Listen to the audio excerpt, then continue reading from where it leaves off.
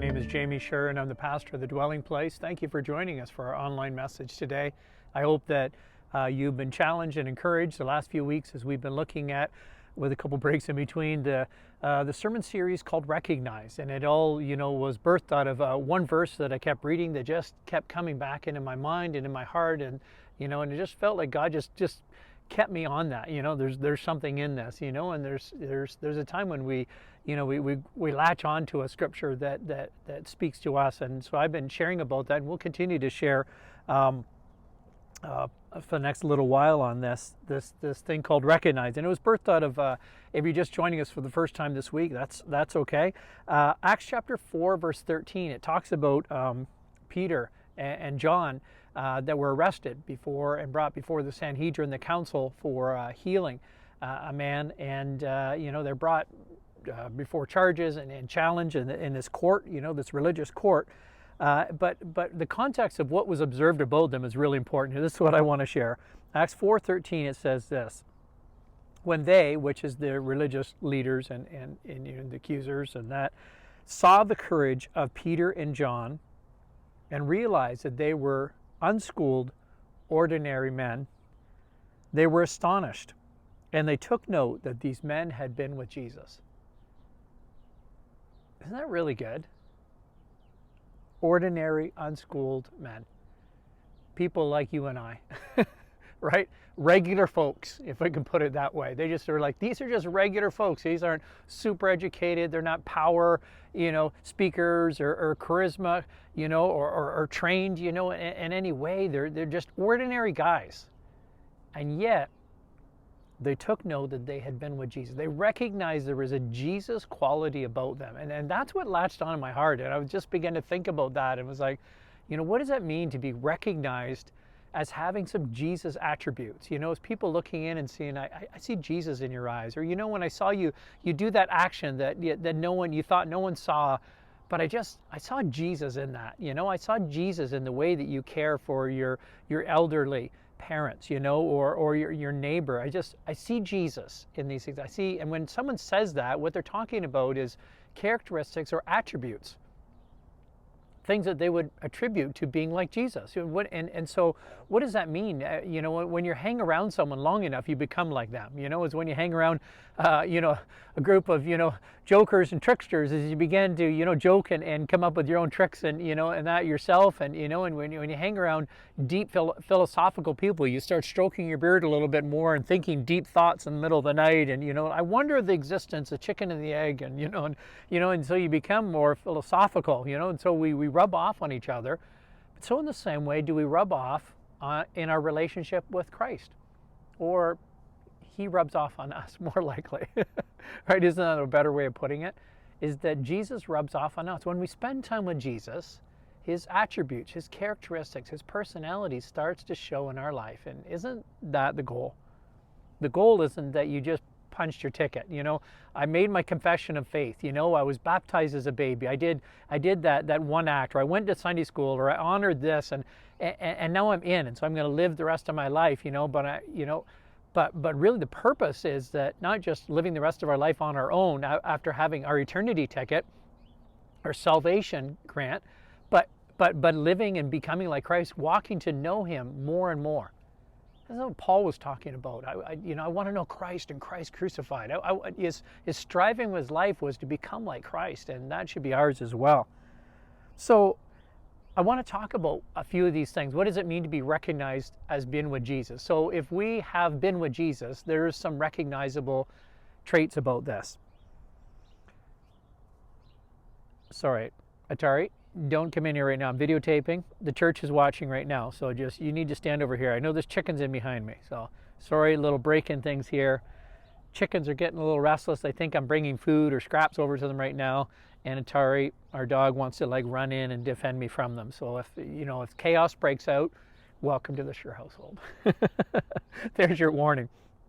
Okay, let's get back to this. So what does it mean practically to be recognized as having been with Jesus? The first thing we were talking about, and maybe, I started off in an order that you wouldn't necessarily have started off with, or wasn't the first thing that came to mind, but the first thing I started off with is that Jesus had profound hope.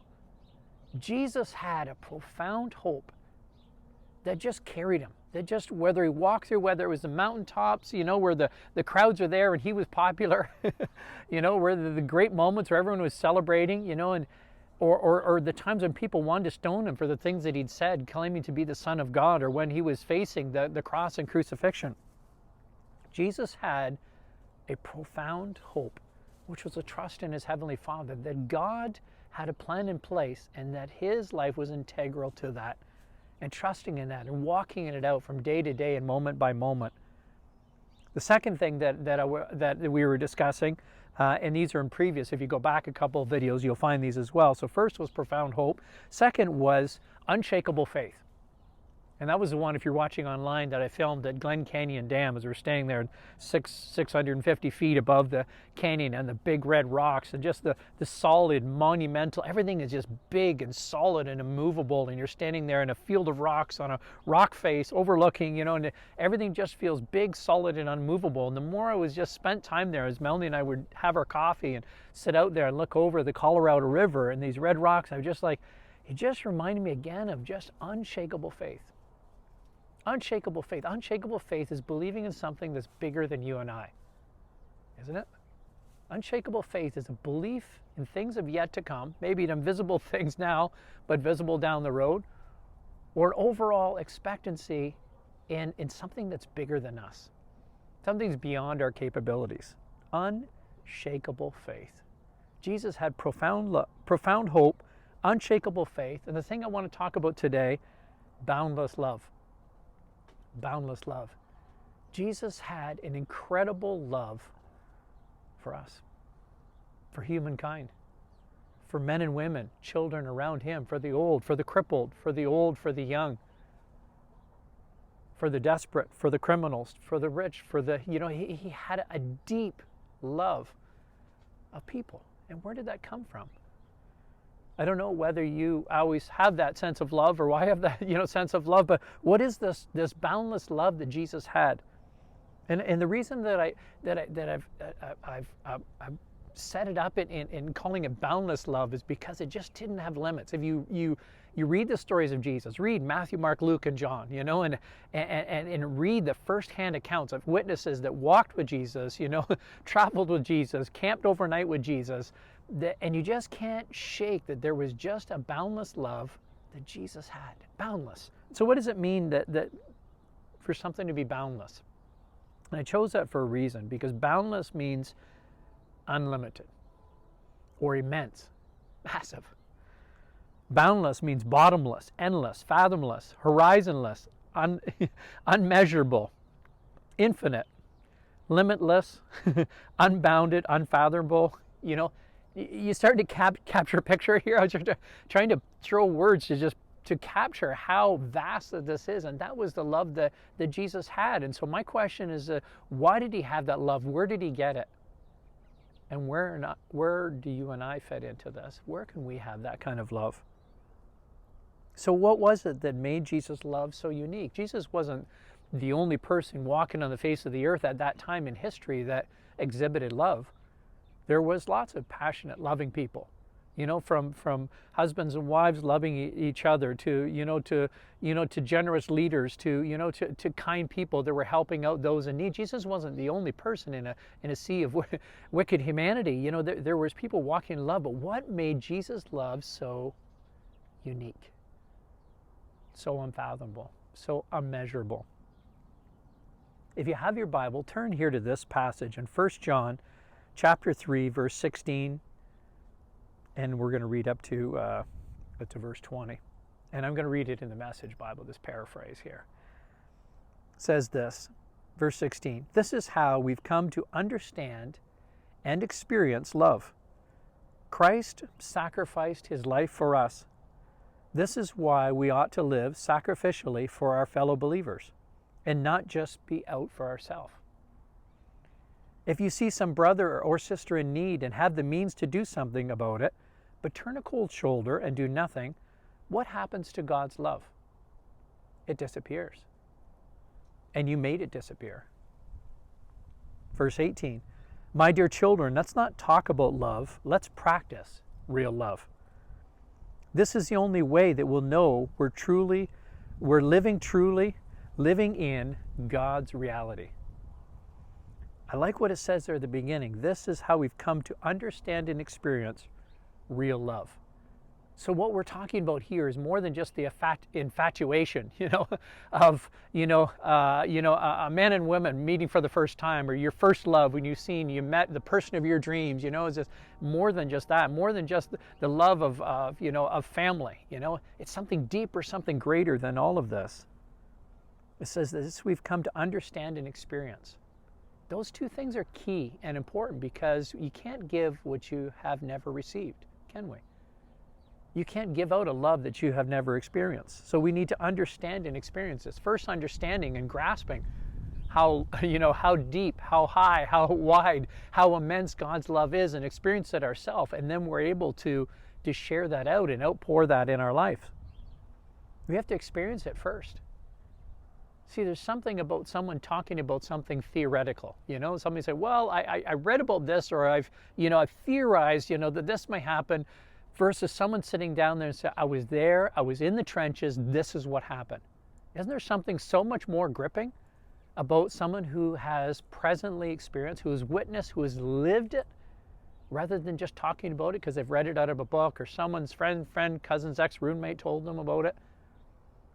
To those who have experienced it, it's real. And it just flows out of them. It comes out of their pores. They live it out.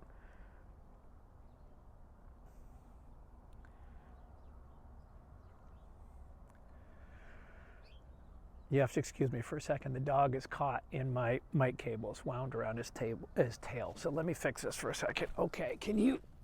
Oh. This is the joys of filming at home. Okay, can you go over and sit over there for a little while until we're done? Wow, there's a needy dog right there. I think he's missing his owner. So what does this mean that we need to understand and experience it? The key is that Jesus sacrificed his life. It talks about not just any love, like love out there, capital L love, or just, feeling, or emotion. It says that it talks about something called sacrificial love. What was unique about Jesus' love is it was something called sacrificial love. It was a love that's not saying, I love you because, I'm giving of myself, or what can I gain out of this? His love was sacrificial. What does it mean that Jesus laid down his life for us?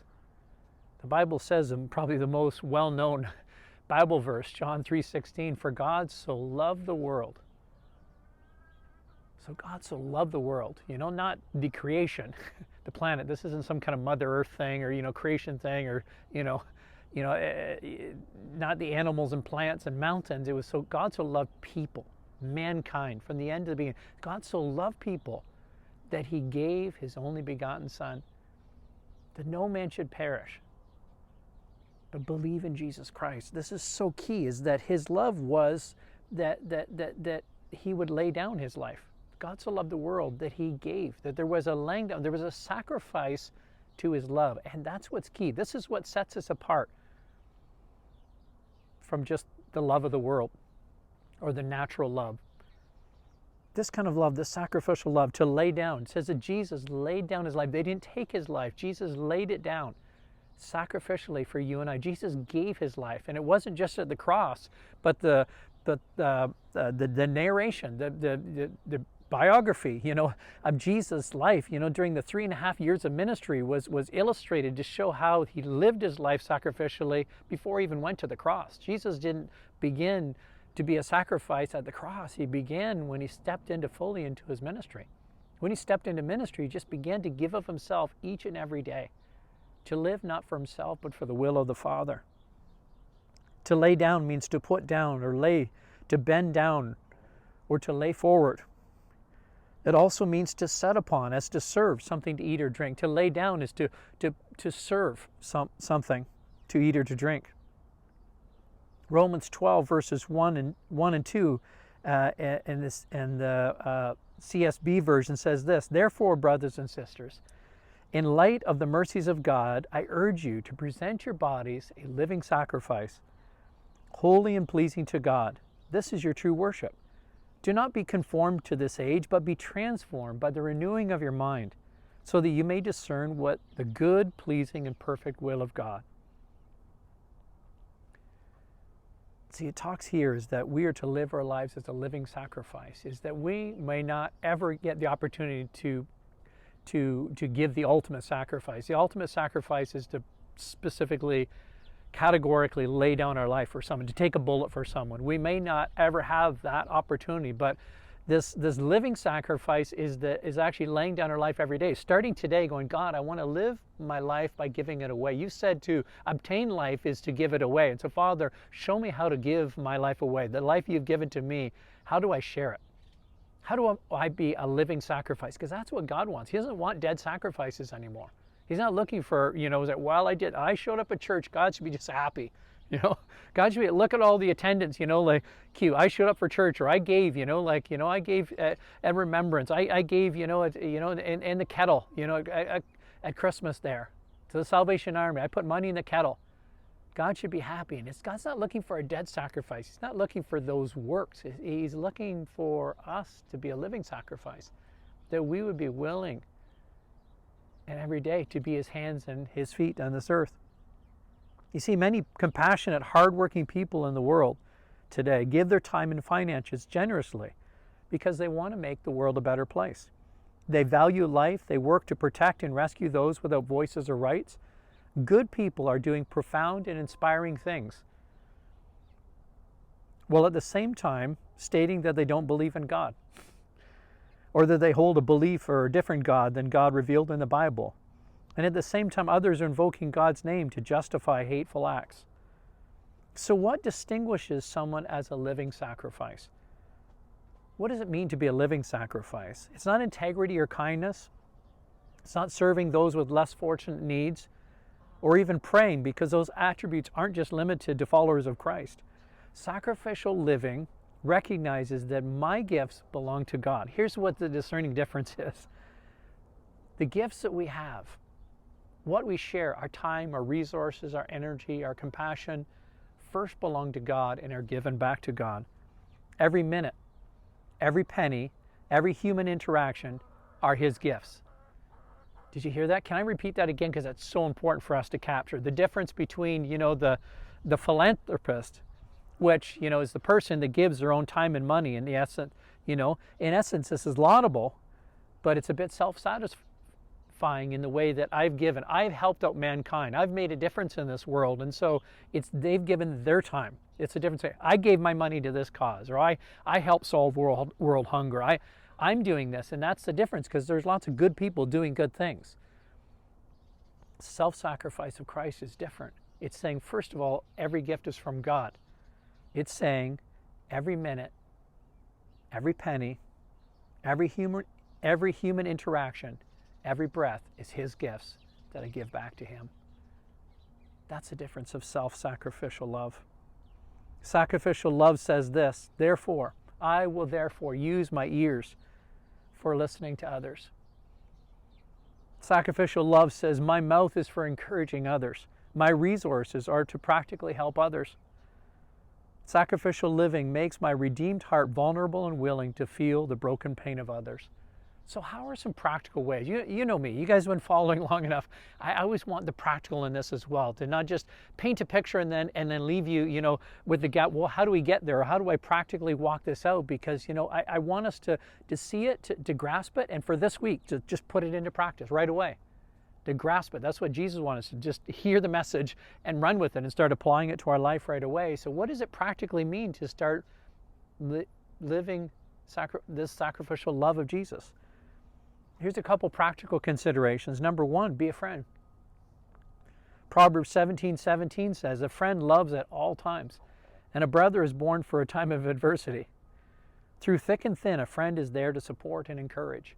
Being a friend to others. So many times I hear people say, I don't have any friends. It always comes out a bit whiny. I did that on purpose. They're like, I don't have any friends. Nobody likes me. And well, you have to be a friend in order to have a friend. You can't just sit there waiting for a friend to show up, because that's just needy, Go out and give friendship. Share with others and walk with people. Share friendship. Share your life. Number two, treat others as how you would like to be treated. Way before the golden rule was Matthew 22:39. It says, you shall love your neighbor as yourself. So it practically works out in each and every way, every interaction. Even from going through the cashier and we're going to get groceries and the clerk or cashier gets a little frustrated because they got to stand behind the plexiglass and they can't hear you and and you're shuffling and the other person's like, hurry up here a little bit, and instead of being agitated like everybody else, think like, well, what if I was the cashier trying to ring through the groceries, trying to like keep up to the pressure and standing on my feet this long and getting tired of giving an encouraging smile. I mean, we were at Costco, earlier on this week, and we picked up some stuff, and the guy packing, there was one person cashing through and one person packing your cart there, and he did the most phenomenal job I've ever seen in my life. I watched and he was like, no, stand back, and he just put everything, he's working fast, he had a smile on his face, and he stacked everything in, so that it wouldn't crush, because Melanie always throws things in and then crushes the buns. So we pull out and the bread's like smash, so it's like pastries are at the bottom, and then he just throws, like bananas and, potatoes on top. I'm like, the buns are crushed, but he laid things all out, and he put the chip bags like almost like a presentation. He did it like so good. I was like, can I just tell you, just do your job so well. Like, you've done a phenomenal, this is like a work of art that you've created here. And we just had this little interaction for like 30 seconds on that. I just want to tell you, I mean, I think someone that does an amazing job should be encouraging it. Like, you put 100% into this. Thanks so much, and it just put a smile on his face, that someone noticed. He was like, I know it's a little OCD. And I said, yeah, but I'm loving your OCD. This is great. Thanks for doing such a phenomenal job. And I think we need to do that more in our life, don't we? Can you just go out and just, when you see someone doing a great job, from someone where you pull in and somebody's pumping your gas, and you're like, thanks for just pumping my gas, or washing the window, or just encouraging one another. Be a friend. Treat others as how you would like to be treated. Share burdens. Human connection is a gift from God, and He created us to be in relationship with one another. One of the reasons that He designed us this way, so we can share each other's burdens. Whatever they're going through, they don't need to carry them alone. Sometimes, it's not about having all the answers for people, because sometimes people don't want to hear your answers anyway. And most of the time is we don't have a grasp on the whole situation anyway. So for us to jump in with our 2 cents is usually insensitive, right? When somebody tries to tell you something, I'm like, oh, well, you need to, those people, we've all done it. We step in, you just fix their problem or give them a quick answer instead of just shut up and listen. Just be quiet and say like, I can't really say that I fully understand what you're going through, because my situation is unique than yours, but I want to be with you and help carry this burden. I'm going to walk with you through this journey. I don't know what this looks like to go in for, regular chemotherapy treatments, or I don't know what it's like to lose one of your parents, and just to acknowledge their grief, respecting them in it, and say, and don't minimalize it or try to fix it or wipe it away and be awkward about it. Just say like, I acknowledge it. But will you allow me to walk with you through? I just want to journey with you. I don't want you to carry this on your own. Give me one side of the grand piano, and I'll carry one side too, and we'll carry this together. Isn't that what sacrificial love looks like? It looks like sharpening others. Sometimes it's having tough conversations. When you see someone that's hurting themselves or hurting others, or are struggling, and sometimes love is sitting down and having those tough conversations and saying like, hey, I love you, but to be honest, this is where you're going off track, or I just see you hurting yourself or hurting others by your words or by these things, and do you recognize this? And sometimes it's having those tough conversations to sharpen others. Proverbs 27 says, iron sharpens iron, and one man sharpens another. So sometimes we need to be sharpened. I don't always like to be sharpened, right?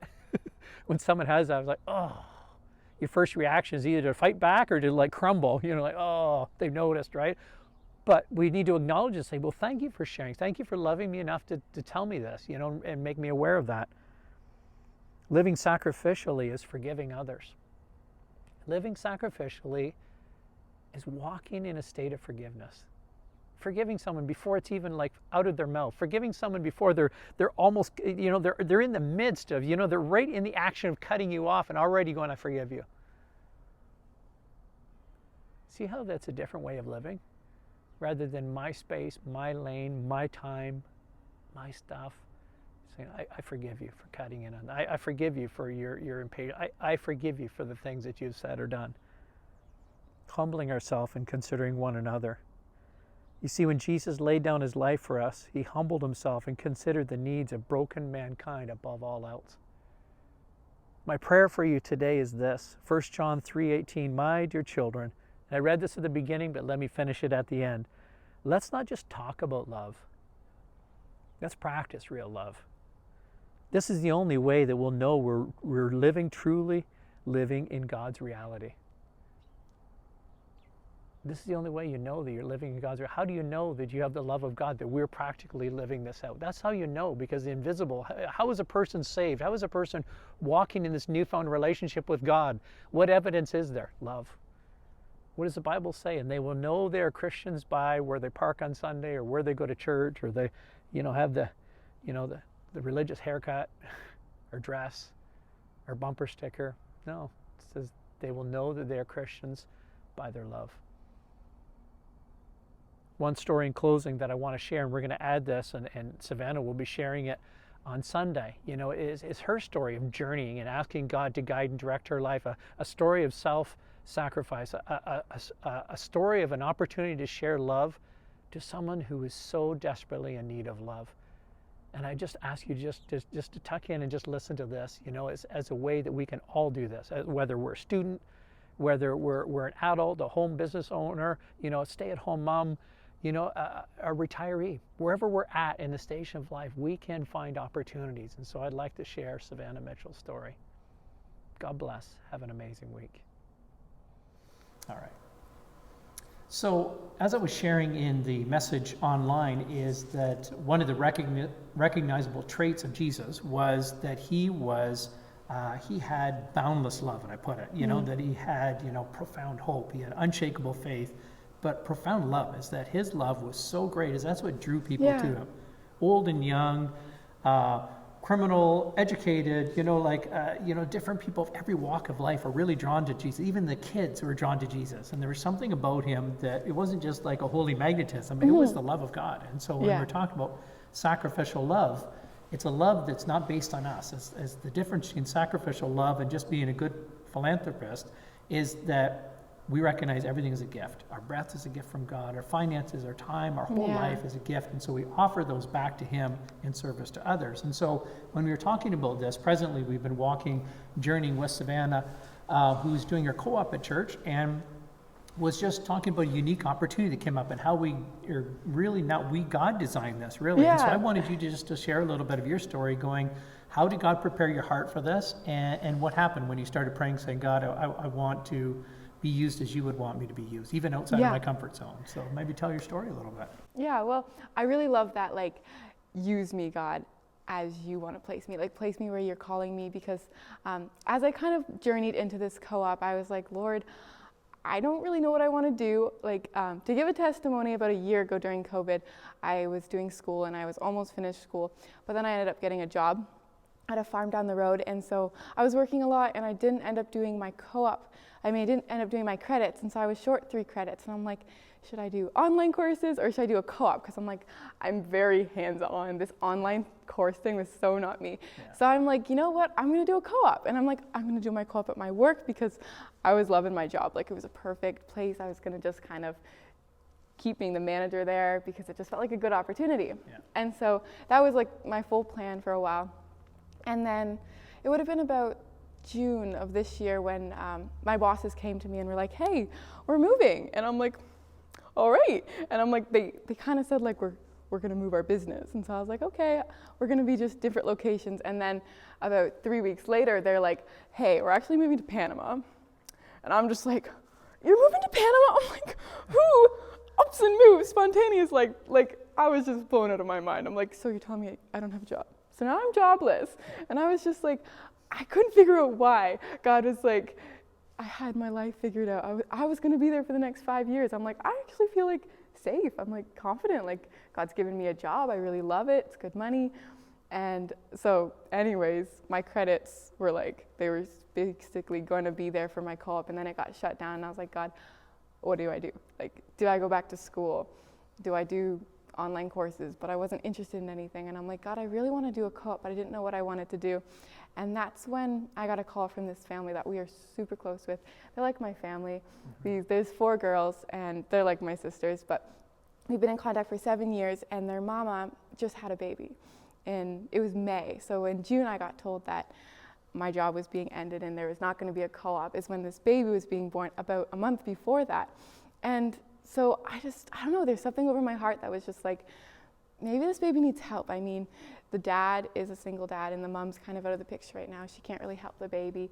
And so I was like, God, what is this? Like, is this an opportunity to like grab? Is it something you're like, let's take this and make a co-op out of it? And so I prayed about it and I was like, God, just show me your way. And that's when I got a text from Jerome asking whether or not we could provide some sort of help. And that's when I'm like, okay, I'm gonna just kind of step in as like a nanny. I didn't know how many days. I was like, it could be 2, 3, didn't really matter.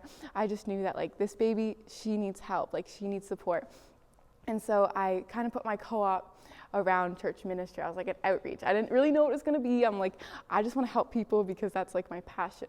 And so I just stepped forward in that and I was like, my co-op, it's with the church. I went to my teacher. She's like, what's your co-op? I'm like, it's at the church. She's like, what are you going to be doing every day? And I'm like, helping people. She's like, okay, you do you. She's just like, go bless the community, whatever you want to do. So I was like, this is so great. It's like, I'm not structured. I'm not bound to like a 9 to 5 kind of position. I'm just kind of free to do what God wants me to do. And so that's when I started watching Annie, she's the baby that I watch. And then I started tutoring kids. So I've been doing kind of like tutoring children and watching this baby full time. But the more I did it, I was like, God, like your supernatural work just kind of blows my mind daily. I was just like, God, it's like I was doing something and I was like so confident this is where I was going to be, and it's almost as if your heavenly hosts were like, she's not supposed to be there. I thought she was supposed to be helping this baby. How is she supposed to help a baby when she's working a full-time job? And God's like, don't worry, when I move swiftly. And I love that because it's like God's like literally took my job from me. This baby was born, and this baby was born without a mom that was going to take care of her. And she needed a mom, and I just felt like, God, you've placed her to me. And so as being like an unofficial foster mom, I'm just like overwhelmed by God's goodness because I'm just like, he has placed me exactly where he wanted me to be. He made all these unreal circumstances come to pass so that he could take me and put me in her life to bless her. Yeah. And it's like, God, prepare the way. That's my prayer. My prayer is always like, Lord, lead me where you're calling me, because everything about me is like, I'm not like specifically going to college for anything. I'm not going to university for anything. I just like, my mission's like help people. Like, let's just like bless the community, and I don't care how I do it. I just want to. And how much of a blessing has it been to you? So sometimes in giving, we're like, I'm doing this for others, but that's kind of humanistic philanthropy. But God's sacrificial is, I'm doing this because this is a gift, back to him. But how much blessing is it to you, Oh, it's so much blessing. Watching you tutor these kids and stuff. Oh, they're just loving what Savannah's doing, interacting, and they're like, oh, math, and they get, and just making it fun and engaging, and then, spending time with this baby just loves you. So how much of a blessing is it to you? Well, it's crazy because I'm like, you don't know that you're like actually helping them. You're helping them in so many needs, but it's like they don't realize they're helping me. I'm like, there's so many days that I'm just like in like a grumpy mood, or like life's just hitting you hard and you're just like, I'm not taking this day well. Like yesterday I was like, I'm not taking my day very well. And up comes my tutor kids at 2:00 and I'm just like, there's something about them. They just walk into the house full of joy. And it's like, they sit down at the table, they're just ready to learn, and I'm just like, hello. I'm like, I have to teach you, but I don't feel all there. But it's like, they just instantly excite me. I'm like, they're like my cousins. I've just taken them on as family, because like, to me, watching Annie, she's my sister. Like, she's just like my little baby. I can't believe the bond we've attached to each other. And to me, that blesses my heart every single day. I cannot, like, when I drive to Brantford to pick them up, I'm just like, I'm about to meet my like smilest baby ever. She's just like joy bomb. Oh, yeah, like when I walk into the house, she's just like, her dad's like, oh, her face lights up. She's always taking pictures because she's just like, her face is all lit up. And it's like that attachment, I can't get over it. She loves you for sure. So, what would you say to someone else, just in closing, that is in the same place as you, that's looking, going like, what's next, or what does God want me to do? At a place of transition, or a place of, like searching, going, what's next on my journey? I want to live my life for God. I want to give this love to the world. The world that I've received from God, I want to share it. Yeah. What advice would you say to them, how to step into the next phase? My best advice is to pray. My best advice is just to be like, I know people are always like, just keep on praying, but it's like, oh, the power of prayer. I'm like, I have struggled all my life to be like, what am I created for? Yeah. Like, I feel designed for a purpose, but I don't know what that purpose is. And it's like, there came a day when it was like, come on, Savannah, why are you constantly seeking what your purpose is? You know what your purpose is. Like, God has called you, He's sanctified you, redeemed you, and put you in this world that you can make disciples of all nations. Yeah. And it's like, That's it. I love that. And I'm like, they're recognized by Christ. I was thinking about that, like, I always think about being just like a light where it's like you got the afterglow of Christ. But I remember like 10 years ago sitting in class and I was talking to this new kid and they're like, you know what, I thought you were a Christian. And I was like, what do you mean you thought I was a Christian? Like, I don't go around with a shirt that says, hey, I'm Christian on it. Yeah. But it's like, they just know. Yeah. And I was so challenged by that. It's like, never lose that. Like, be a light and let people know. You don't even have to speak a word. Yeah. Like, let Christ just be displayed. I know. Actions are sometimes Yeah. just the best message in the world. Let our Yeah. actions speak louder than our words. Yeah. And sometimes it's just waiting. Like, my best advice would be like, pray and wait because like God's going to show you. And sometimes it's waiting and then like, you're like, are you going to answer my prayer? Like, what is my purpose? You're never going to open the Bible and God's going to be like, that's your career. You're never going to open the Bible and God's going to be like, that's what you got to do. But He might just kind of put those people in your life. Like Annie. Yep. He just is like, here's your baby. Yeah. You're going to raise this baby because I'm calling you to do that. And about like 2 months before that, that's not where I thought my life was going. No, step by step. It's baby steps. Yeah. Yeah. Yeah. Fantastic. Well, I'm glad that you shared. I wanted you to share with that because I know that there are others that are actively doing this and those that are looking, going, God, how do I share this life of Christ? Because it's not something that we keep, but this is something that we should share out and be. You got to give it out. You'll be known as your Christians by Our your love. right? And that's what's key. We want to let our love shine. That's what we want to be recognized Yeah. for. So Totally. anyway, I just want to introduce. You've probably known and have seen Savannah at church and leading worship and around that. But I just wanted you to hear her story, and I'd like to hear your story as well. So God bless you this week. Be inspired, go out and just spread the love of Jesus. It's that simple and that amazing. God bless.